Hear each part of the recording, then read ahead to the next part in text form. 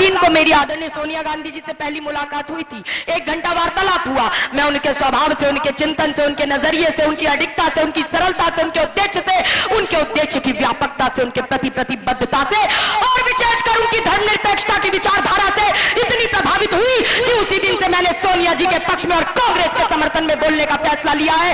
उसके बाद कांग्रेस के कई केंद्रीय नेताओं ने मेरी दिल्ली के अंदर एक प्रेस वार्ता कराई और उसमें मुझे कांग्रेस के इतिहास और वर्तमान की सबसे कम उम्र की स्टार प्रचारक घोषित किया।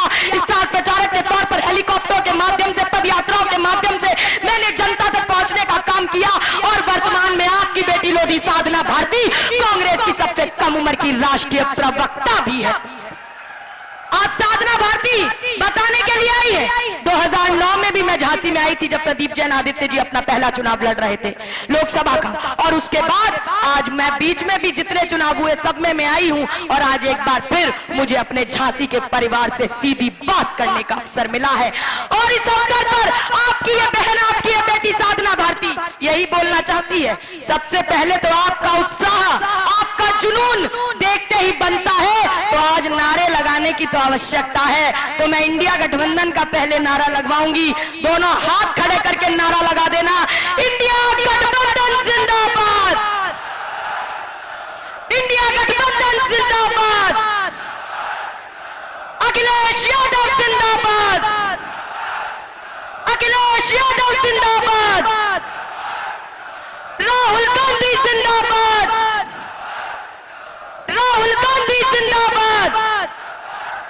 अब ये जिंदाबाद के नारों की आवाज तो ये बता रही है कि इंडिया गठबंधन की सरकार बनने जा रही है। झांसी में प्रदीप जैन आदित्य जी सांसद बनने जा रहे हैं। मैं तो ये कह रही हूं, देखिए मैं तो यही कह रही हूं आपसे कि मैं तो हमेशा कहती हूं कि ये भाजपा, चुनाव आते ही भाजपा में जाति और धर्म को धंधा बनाने के सब प्रबंध हो जाते हैं और सत्ता की कुर्चन चाटने के लिए तो भाजपा में कुछ नेवलों के भी सांपों से संबंध हो जाते हैं। भाजपा रामवादी नहीं, रावणवादी है, कृष्णवादी नहीं, कंसवादी है। और मैं तो ये बताना चाहती हूं, इन्होंने भाजपा के ठगबंधन में संजय निषाद ने, अरे भगवान ने कहा था कि भगवान राम जी दशरथ के पुत्र नहीं है।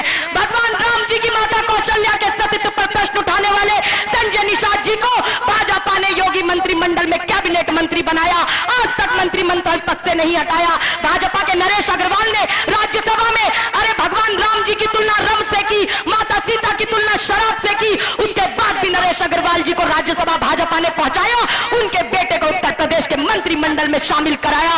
और इसीलिए मैं यही कहती हूं, भाजपा ना रामवादी है, ना कृष्णवादी है, भाजपा ना धर्मवादी है, भाजपा तो केवल वोटवादी है, केवल नोटवादी है।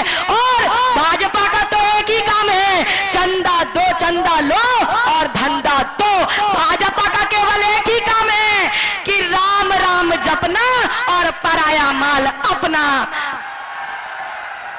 मैं ये बताना चाहती हूं कि जब कलह, द्वेष, घृणा, अत्याचार, व्यभिचार और दुराचार बढ़ जाता है, तब परमात्मा सरल, सौम्य, संघर्षशील, साहसी लड़कों का रूप लेकर आता है। और यही मैं बताना चाहती हूं कि मैं आपको समझाना चाहती हूं कि एक गॉड से पूजक विषैली भाजपा के दो अहंकारी आकार काका मोदी शाह अब धर्म को धंधा बनाना चाहते हैं। नफरत, द्वेष, घृणा और कलह का वातावरण बनाकर अरे हिंदुस्तान की सत्ता हथियाना चाहते हैं। ये विचली भाजपा के दो अहंकारी आकार काका मोदी शाह कह रहे हैं कि ये यूपी के लड़के राहुल गांधी और अखिलेश क्या कर लेंगे। अरे मोदी शाह जी, ये यूपी के लड़के राहुल गांधी और अखिलेश यादव जी जनता के सहयोग से आपका अहंकार मिटा देंगे।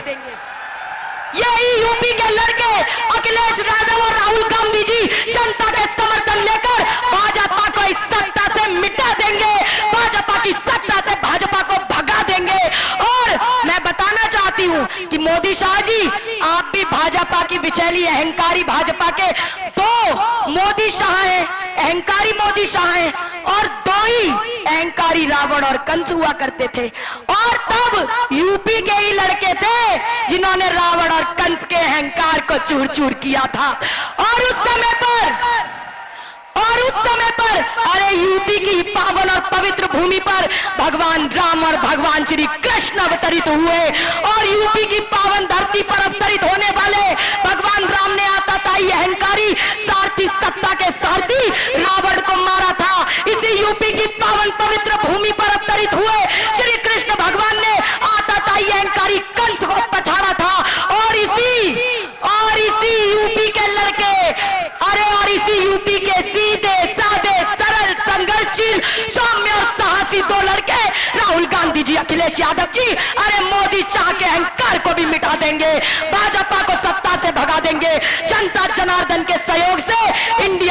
गठबंधन की सरकार बना देंगे। अरे बिचैली भाजपा वालों, कान खोल कर सुन लो, ये समय इंडिया गठबंधन का आने वाला है। अखिलेश यादव और राहुल गांधी अब केंद्र में सरकार बनाने जा रहे हैं। और ये झांसी के लोग, इनका तो उत्साह बता रहा है कि ये झांसी के लोग तो प्रदीप जैन आदित्य जी को भारी से भारी बहुमत देकर विजयी बनाने जा रहे हैं। साधना भारती यही आह्वान करने आई है, आने वाली 20 तारीख को हाथ के पंजे के सामने वाला बटन दबाकर हमारे इंडिया गठबंधन के प्रत्याशी प्रदीप जैन आदित्य जी को भारी से भारी बहुमत देकर विजयी बनाइए। साधना भारती तो यही कहती है। मैं तो एक ही बात कहती हूं, मैं कहती हूं कि अगर उमा भारती जी इस बुंदेलखंड की बड़ी बेटी है, तो ये लोधी साधना भारती भी तो इसी बुंदेलखंड की छोटी बेटी है। और आपने देखा, आपकी बड़ी बेटी का अपमान करने का काम भाजपा ने किया। अरे जिन आदरणीय उमा भारती जी को मध्य प्रदेश के लोगों ने मुख्यमंत्री पद तक पहुंचाया, भाजपा ने उन्हें पहले मुख्यमंत्री पद से हटाया, पार्टी के बाहर का रास्ता दिखाया। जैसे किसी अपराधी को तड़ी पार कर दिया जाता है, जैसे ही मेरी दादी समान उमा भारती जी को भाजपा ने मध्य प्रदेश की राजनीति से तड़ी पार कर देने का काम किया। और आप तो इस बात के साक्षी हैं कि उन्हें उत्तर प्रदेश भेजने का काम भाजपा ने किया। पहले उमा भारती जी को भाजपा ने चरखारी के चक्कर में फंसाया, फिर झांसी से चुनाव लड़ाकर झांसी का झांसा भी दिलाया, मगर उत्तर प्रदेश में भी सही मायने में सम्मान करने का काम उमा जी का नहीं किया।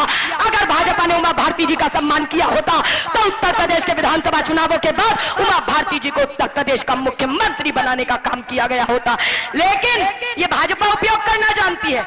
मैंने आदरणीय उमा भारती जी को कई बार कहते हुए सुना है कि भाजपा लोगों और नेताओं का उपयोग कुछ इस प्रकार करती है जिस प्रकार कोई व्यक्ति जलेबी खाने के लिए दोना और पत्तल का उपयोग करता है।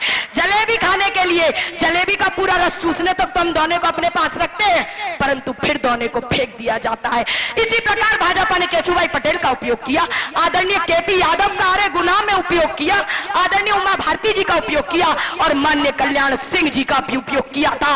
और जब भाजपा ने माननीय कल्याण सिंह जी को यहाँ की राजनीति से दूध में से मक्खी की तरह बाहर फेंकवाया, तब कल्याण सिंह जी ने जोश में कहा था, मैं भाजपा को गहरा गड्ढा खोद के उसके अंदर गाड़ दूंगा, दफना दूंगा, सुपुर्दे खाक कर दूंगा। कल्याण सिंह जी ने गड्ढा बहुत बड़ा खोदा, मगर उस गड्ढे में भाजपा को नहीं दफना पाए। उस समय पर दुर्भाग्यवश वो राजनीतिक रूप से स्वयं उस गड्ढे में कूद पड़े थे और इतना गहरा कूद पड़े कि चश्मा लगाने पर भी उस समय किसी को नजर नहीं आए। पर जो काम माननीय कल्याण सिंह जी नहीं कर पाए, जो काम उमा भारती जी नहीं कर पाई, वो झांसी की बेटी साधना भारती करके दिखाएगी। जितना गहरा गड्ढा कल्याण सिंह जी ने खोदा था, उससे भी गहरा गड्ढा ये साधना भारती खोदेगी और उस गड्ढे में भाजपा अर्थात भारत चलाओ पार्टी को राजनीतिक रूप से इतना गहरा गाड़ेगी, इतना गहरा दफनाएगी कि सांप्रदायिकता, भ्रष्टाचार और अवसरवादिता का अस्तित्व ही समाप्त हो जाए, इनका अस्तित्व ही समाप्त हो जाए। यही कहने के लिए आई। मैं इस समय पर कांग्रेस की राष्ट्रीय प्रवक्ता हूं, मैं भारतीय ओबीसी महासभा की मुख्य संयोजक हूं और अभी मैं गुना की सह प्रभारी भी होकर आ रही हूं। और जब मैं गुना में गई तो मैंने देखा कि वहां भाजपा ने सिंधिया जी को तो टिकट दे दिया, लेकिन आदरणीय केपी यादव जी का टिकट काट दिया। जिन केपी यादव जी ने सिंधिया जी को कितने लाख वोटों से हराने का काम किया और जीते हुए प्रत्याशी का टिकट भाजपा ने काट दिया और केपी यादव जी का अपमान करने का काम किया। आखिर क्या कारण है? कारण स्पष्ट है कि भाजपा पिछड़े वर्ग को अपना बंधुआ मजदूर समझने का काम करती है, भाजपा पिछड़े वर्ग का अपमान करने का काम करती है।